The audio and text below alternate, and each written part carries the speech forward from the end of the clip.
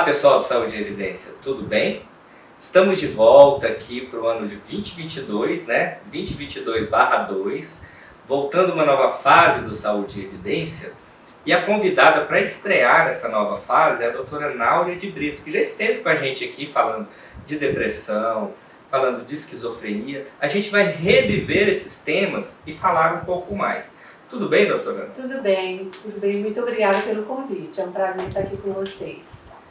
Doutora, a senhora é psicóloga. Fala um pouquinho da sua formação. Então, eu tenho formação, em saúde mental e psicodrama e tenho também uma pós-graduação em terapia cognitiva comportamental.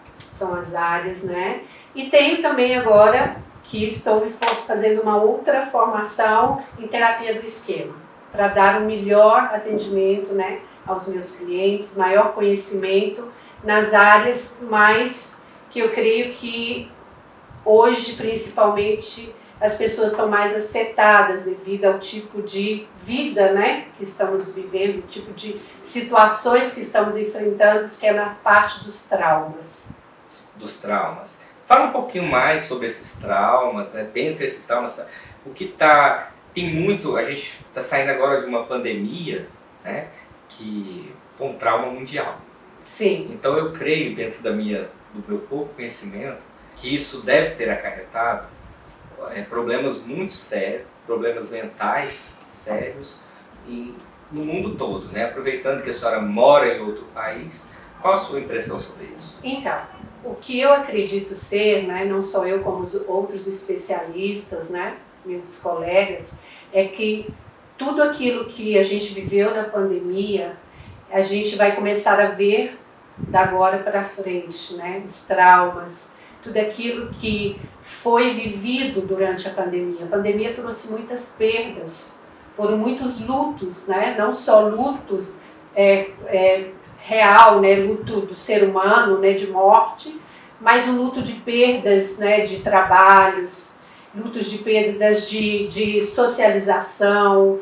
Então, tudo isso eu creio que a gente vai ver daqui para frente. Você imagina que teve bebês que nasceram no período da pandemia, que por 2 anos quase não teve nenhum tipo de relação, a não ser com o próprio núcleo, a própria bolha. E isso tudo, eu acredito que isso afetou sim no tipo de relacionamento. Teve crianças que tiveram dificuldades de falar, de se relacionar hoje com outras crianças, porque não estavam acostumadas com isso, por ter vivido esse período da pandemia. Então eu creio que o pós-pandemia a gente vai precisar de ter um cuidado ainda maior com a nossa saúde mental. E para o profissional, esse peso da pandemia, ele dificulta, por exemplo, no diagnóstico, no tratamento dessas doenças? Então, o diagnóstico dessas doenças, ele não é simples às vezes. Como a gente sabe, os transtornos, os sintomas são muito parecidos, Então, por isso eu digo sempre, procurar um profissional especializado, procurar alguém que realmente entenda daquilo que está acontecendo, porque os sintomas são muito parecidos e muitas vezes a gente não tem esse autocuidado, A gente não tem esse olhar de que a gente está adoecendo, de que a gente precisa de ajuda, de que algo em nós não está bem. Então, assim, é muito importante você ter esse olhar, desse autocuidado com a tua saúde mental. Tem alguma diferença do autocuidado da saúde mental, da mente com o resto do corpo?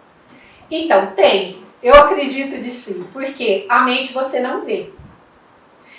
Hoje a gente tem essa questão da estética, hoje é importante ser bonito, a gente fala muito de harmonização facial, da estética, da cultura do físico, mas a gente tem que compreender que se você não tem uma saúde mental boa, saudável, se o corpo não está em uma verdadeira homeostase, não tem como você, mesmo estando bem fisicamente, ter uma boa qualidade de vida. E o problema é que muitas vezes as doenças mentais, ou mesmo os transtornos mais simples, não quero nem falar dos transtornos mais graves, você não vê, o seu cérebro não está sangrando, o seu cérebro não tem uma ferida que você consegue perceber ou ver, não tem essa dor de um corte, né? Então, assim, as pessoas dão pouca importância por achar que talvez isso é bobeira, por achar que isso passa, por achar que é algo sem importância e sem entender que sem saúde mental não existe qualidade de vida. Doutora Náulia, é uma dúvida que eu tenho. Uma pessoa normal, considerada normal, né? Como eu vou identificar os transtornos mentais? E juntando, né, anexando essa pergunta e trazendo a pandemia mais uma vez, todos esses problemas que a gente teve com a pandemia, né, muitas pessoas perderam toda a estrutura financeira, trabalho, não só perderam pessoas, mas perderam também toda essa estrutura. Né? Em primeiro lugar, como essas pessoas podem identificar que elas têm um transtorno? A partir de quais sintomas ela identifica que tem um transtorno ou não, né? E se é feito dessa forma ou se ela tem que procurar sempre um psicólogo e sempre estar atento a isso. Então, uma das primeiras coisas importantes a identificar é se está causando algum prejuízo em alguma área da sua vida, nas relações sociais, relações afetivas, né, laboral. Então, quando você percebe que você está tendo algum prejuízo em alguma dessas áreas, quer dizer que algo não está bom. Quer dizer que você já está apresentando alguns sintomas que eu posso dizer além do que a gente pode chamar de normalidade, dentro de um quadro normal. Porque, por exemplo, a ansiedade é normal a gente ter, e a gente precisa ter um pouco de ansiedade. Se eu não tenho nada de ansiedade, eu não vou ter energia de manhã para ir trabalhar, eu não vou ter energia para fazer uma atividade física. Então, a ansiedade, ela não é algo ruim. Ela passa a ser algo ruim, prejudicial, quando ela está excessiva, quando ela vai além daquilo que é uma ansiedade, né, dentro da normalidade. E ali eu posso não só desenvolver um transtorno de ansiedade, mas com outras fobias, a partir da ansiedade excessiva, desse quadro excessivo de ansiedade. E dentro da pandemia, o que aconteceu? As pessoas, como você falou, tiveram muitas perdas, né? E tiveram vários lutos. E esses lutos, se uma pessoa já tem uma predisposição, né, para ter algum tipo de transtorno, como depressão, ansiedade, isso foi um gatilho para ativar ainda mais esse tipo de transtorno. Então, uma pessoa pode também, durante o período da pandemia, por esse isolamento social, desenvolver uma fobia social. E isso, mais tardivamente, pode ter causado algum dano, né, no trabalho, na sua relação afetiva, e tudo ali começam os primeiros sintomas. Mas quando você percebe algo, é porque você já está bem necessitado de uma ajuda de um profissional. Correto. Então, hoje, o paciente, a pessoa normal, a pessoa que dita normal no seu dia a dia ali, ela deve ter um psicólogo, como ele tem um médico da família ali? Então, eu aconselho terapia para todos, porque terapia é autoconhecimento. Quem na vida, né, não teve um trauma, um luto, alguma dificuldade, né, ou durante toda a sua vivência, toda a sua vida. E isso, às vezes, né, pode afetar, de alguma maneira, a sua produtividade, né, as suas relações. Talvez na infância você teve pais muito punitivos, né, pais muito rígidos, pais muito severos, e isso desenvolveu em você, né, algum tipo de dificuldade nos relacionamentos, dificuldade com a sua estima, dificuldade de se aceitar, porque talvez você, na sua infância, você sofreu algum tipo de rejeição, algum tipo de abandono. Tudo isso são causas que vão, ao longo do tempo, trazendo alguma dificuldade na nossa vida. Mas posso viver a vida inteira sem perceber, ter uma vida talvez não como eu gostaria ou alcançar objetivos que talvez eu desejei, por não saber e ter identificado que eu tinha algum tipo de transtorno ou algum tipo de dificuldades, né, dentro dos meus quadros psicológicos. Entendi. Outra dúvida que eu tenho, não é bem uma dúvida, mas uma coisa que eu observo muito é que alguns transtornos, algumas doenças mentais, hoje no nosso dia a dia, são usadas como adjetivos pejorativos há muito tempo. Mas hoje deu até uma sofisticada. Fulano é esquizofrênico, esse é bipolar, né? Vamos falar um pouco dessas doenças, né? O que é esquizofrenia, né? O que é o transtorno bipolar, qual a diferença, borderline. Vamos focar nessas três, né? Sim. Vamos começar. O que é o transtorno, o que é o borderline? Então, borderline é um transtorno de personalidade, onde o indivíduo é acometido por dificuldades, a gente chama que ele vive aos bordos, né? Ele tem dificuldade de estar dentro dos limites. É uma pessoa com um transtorno grave, que causa extremamente emotivo? Ele é extremamente emotivo porque ele tem muito medo do abandono, ele tem muito medo de ser rejeitado. E o transtorno borderline, a pessoa cometida por esse transtorno, é uma pessoa muito propensa a ter ideações suicidas, pessoas com automutilação, pessoas que podem ter a impulsividade de sexo, promiscuidades no sexo, é uma pessoa que tem a impulsividade por abusar também de drogas lícitas e ilícitas. Então, assim, é um transtorno que ele causa muitos danos na vida da pessoa. E muitas vezes a pessoa cometida por esse transtorno, não só a ela, mas no seu convívio, né, na sua relação familiar, é muito difícil. E é um transtorno, muitas vezes, não fácil de ser identificado, porque ele vem associado ao transtorno bipolar, a outros transtornos, porque os sintomas às vezes são muito parecidos. Mas é muito importante ter um diagnóstico diferencial para ter uma qualidade melhor no prognóstico.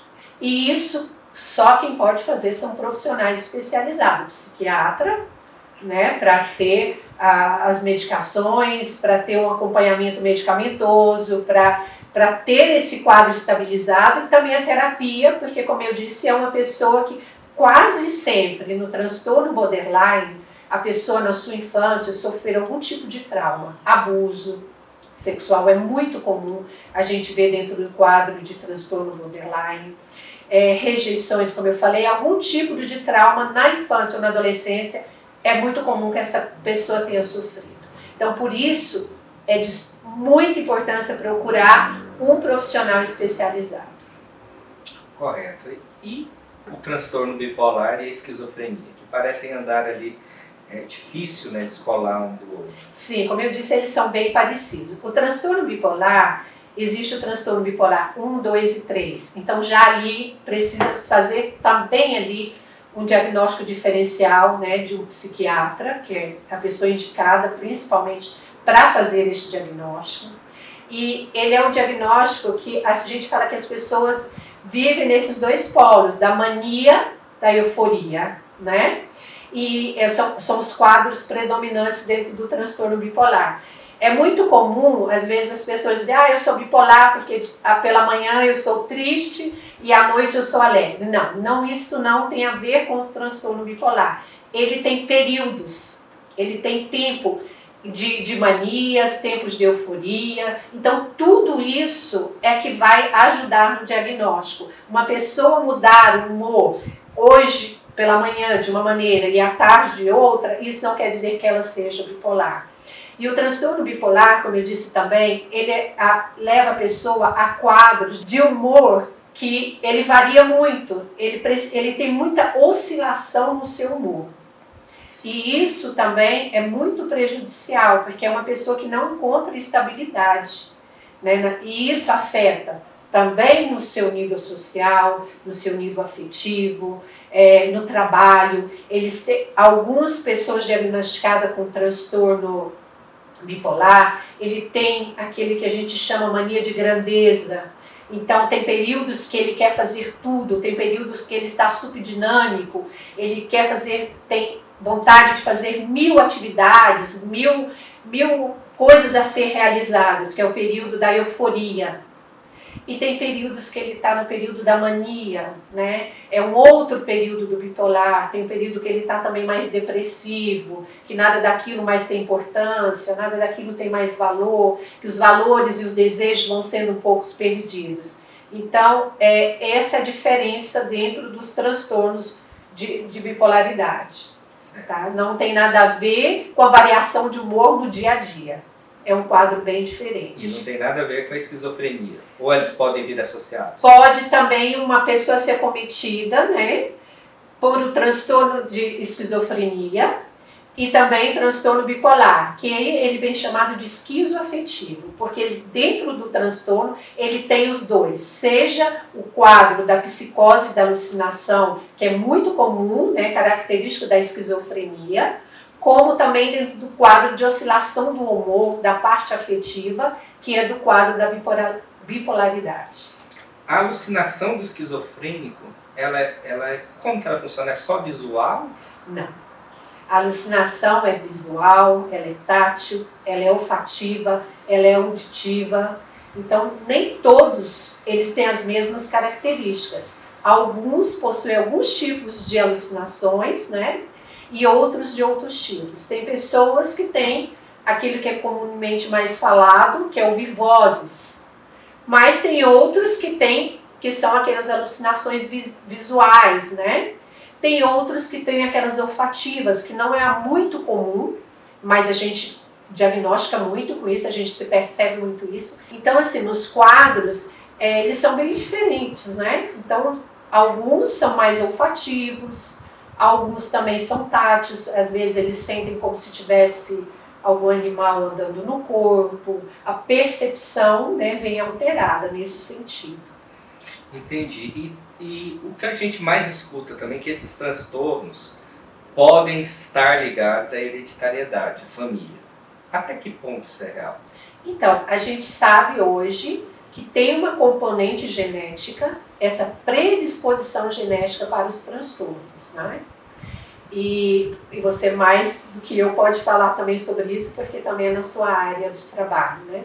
Então, por exemplo, assim, tem pessoas que têm uma predisposição genética, né? No seu quadro da sua genética tem predisposição para depressão e esquizofrenia, alguns componentes que podem desencadear esses transtornos. Talvez você tenha essa predisposição, mas ele nunca vai aparecer.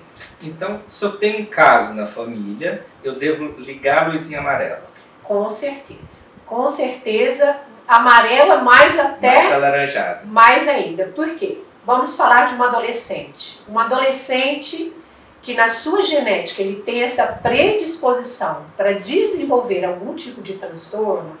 Se ele, na sua adolescência, começa com o uso de drogas, principalmente como a maconha, né, que vem comumente falar da droga leve, que não tem nenhum problema, é muito fácil e é muito provável que esse adolescente pode sim desenvolver um transtorno psicótico como a esquizofrenia. Tem vários artigos, vários estudos que apontam para isso. Então não é uma falácia, é algo cientificamente comprovado que tem sim uma componente muito fácil que esse jovem, principalmente na adolescência, a desenvolver algum tipo de transtorno por uso de certos tipos de drogas. Então, doutora Anáulia, voltando aos sintomas, todos esses problemas, né, mentais, emocionais, vêm com uma carga de preconceito muito grande, principalmente aqui no Brasil. Fala um pouquinho como que a gente deve encarar isso, né, essa questão do preconceito, né, como que ela deve ser encarada? Então, pela família, por todos que cercam o paciente. Então, já, né, a psiquiatria, né, ela vem carregada de muito estigma e muito preconceito, porque a gente ainda tem essa imagem, né, dos loucos, né, que eram chamados loucos, que viviam nesses sanatórios, né, dessa loucura. E isso trouxe até hoje ainda esse preconceito, essa estigma que carregam os pacientes psiquiátricos, ou mesmo a própria psicologia, né? Dizer eu vou ao psiquiatra, dizer eu vou ao psicólogo deveria ser normal, comum, como dizer eu vou no clínico geral, eu vou no cardiologista, eu vou em qualquer uma dessas especialidades a qual vou cuidar da minha saúde. Mas quando eu falo eu vou ao psiquiatra ou eu vou ao psicólogo, eu sou taxada de louco, e a loucura carrega muita dor, né? Muito medo para quem convive e para quem carrega esse tipo de diagnóstico. Então as pessoas têm tendência a esconder. Como antigamente era escondido as pessoas, né, com síndrome de Down, as pessoas com algum tipo de transtorno, a própria família escondia isso como uma vergonha muito grande, né? Hoje já melhorou muito, hoje a gente já mudou muito o nosso olhar diante de uma pessoa com diagnóstico, né, dentro de um quadro psiquiátrico. Mas ainda assim é muito difícil aceitar ter esse diagnóstico e a família também aceitar ter alguém dentro da família com quadro psiquiátrico. A família também tem que ser tratada? Com certeza. Porque o adoecer do paciente ou de quem é cometida pelo transtorno, ele afeta toda a família. Ou ao contrário, será que não foi essa família que talvez não é funcional, que não fez adoecer essa pessoa que já tinha uma predisposição? Então toda família necessita de ter esse olhar, de ter esse cuidado. Eu vou te dar um exemplo. Se você tem na sua casa uma pessoa que tem um diabetes, você tem um filho que tem um problema de diabetes, o que você vai fazer com esse filho? Levar ao médico. Levar ao médico, ter cuidado com a sua dieta, né? Você não vai encher sua casa de açúcar, você vai ter todo esse cuidado com ele. E até quando convidam ele para ir em uma festa, em algum lugar, o que você vai dizer? Não, eu não vou levar meu filho porque ele tem diabetes naquela festa, lá tem, né, doces, tem algo que ele não pode se alimentar. Você não usa isso. Você vai ajudá-lo a se socializar ou vai avisar essas pessoas que você tem um filho com diabetes. Você vai tomar todas as precauções para ajudar ele dentro desse diagnóstico, até medicamentoso. Ele precisa de medicação contínua, né, pelo quadro da diabetes. A mesma coisa é uma pessoa com transtorno mental. Ela precisa de medicação contínua, ela precisa de ter um ambiente que facilita para que ela esteja bem dentro do seu quadro psiquiátrico, psicológico, e a família é a grande ajuda, o grande suporte, né, fora outros como medicação, terapia, é a família. A família é a base. Se uma família é funcional, o quadro do paciente, ele tem uma evolução extraordinária. E eu tenho pessoas, eu tenho um paciente, e eu posso ter uma liberdade de falar, tive, né, amigos, e tenho uma família muito funcional, que essa semana mesmo me mandou um vídeo do filho, que tem um diagnóstico de esquizofrenia, tinha um quadro grave de esquizofrenia. Hoje ele faz esporte, esses dias mesmo ele fez uma outra luta e ele já ganhou título de campeão de jiu-jitsu ou muay thai, uma dessas lutas. E era um garoto que começou com um quadro severo de esquizofrenia, mas por ter um diagnóstico precoce, um tratamento efetivo, psicoterapia, medicação e uma família funcional, hoje ele faz faculdade, hoje ele é campeão, né, dentro do seu esporte. E ele tem uma vida dentro do quadro dele saudável. Correto. O tratamento para doenças mentais, para transtornos mentais, ele é um tratamento a longo prazo. Sim. Certo? E não é um tratamento barato, em alguns casos. O que a gente tem hoje no Brasil, em relação ao SUS para o tratamento das doenças mentais. Eu já sei que não é satisfatória a resposta, mas o que a gente tem para quem está nos ouvindo agora, para nossos seguidores, onde eles podem buscar esse tratamento? Então, eu agora atualmente, como vocês sabem, eu vivendo em Londres, eu perdi um pouquinho da realidade do Brasil. Mas aqui no Brasil, a gente pensa que talvez não tem muitas alternativas, mas se encontra. E o estado de Goiás, em relação aos outros estados do Brasil, que por um longo período da pandemia, eles tiveram carências de medicamento. Eu falo da clozapina, que é um medicamento caro, muito usado no quadro de esquizofrenia. Os outros estados, eles tiveram essa falta de medicação. No estado de Goiás nunca faltou. E todas as famílias que precisam desse tipo de medicação, elas podem pegar gratuitamente, tá? No Juarez Barbosa, como outras medicações dentro de quadro psiquiátrico, que a gente sabe que tem um valor alto, ela é contínua e o paciente não pode ficar sem medicação, tá? E existem outras, né, outras medicações que hoje já estão sendo muito usadas, que até dentro do quadro para o paciente, ela é muito efetiva e não precisa ter essa medicação todos os dias, que são injeções, que hoje é muito usada, só que tem um valor alto, e ela pode ser dada de 3 em 3 meses ou de 6 em 6 meses. Então, assim, hoje o tratamento tem facilitado muito a vida do portador do transtorno, né? Não precisa todos os dias estar ali tomando essa medicação. É claro que, às vezes, para conseguir essa medicação, não basta só você ir na farmácia de alto custo, mas você precisa entrar com uma ação no Ministério Público. Mas é possível conseguir sim. É possível. E o psicólogo é fundamental nisso tudo, né? Eu sei que no setor público tem, com toda dificuldade, tem acesso ao psicólogo. Mas eu queria perguntar do que há de novo, né? O tratamento, a consulta online. O que a senhora pensa da consulta online? É uma coisa benéfica? É uma coisa que veio para ficar? Eu acredito que sim. Eu me lembro que assim que eu me cadastrei no EPSI, que é um outro cadastro, um psicólogo, ele precisava ter o seu CRP ativo, precisa ter o seu CRP ativo para poder, né, atuar, mas ele, para ter o atendimento online, ele precisava também de um outro cadastro. E eu me lembro quando eu fiz esse cadastro, os psicólogos, outros também não olhavam com um bom olhar a terapia online, que estava assim começando. Mas hoje, devido à pandemia, a gente viu que é possível sim. E eu acredito que principalmente em alguns quadros onde o paciente é impossibilitado de sair de casa, onde tem pacientes crônicos, né, mais graves, mais severos, com alguns quadros com maior dificuldade de locomoção, de se locomover, de ir até um consultório. Então, isso facilita muito. Outra questão, muitas vezes as pessoas tinham uma certa vergonha, né, de dizer, eu estou indo ao psicólogo, ou eu estou indo ao psiquiatra, e tendo essa opção online, você pode fazer da sua casa, do conforto do seu lar.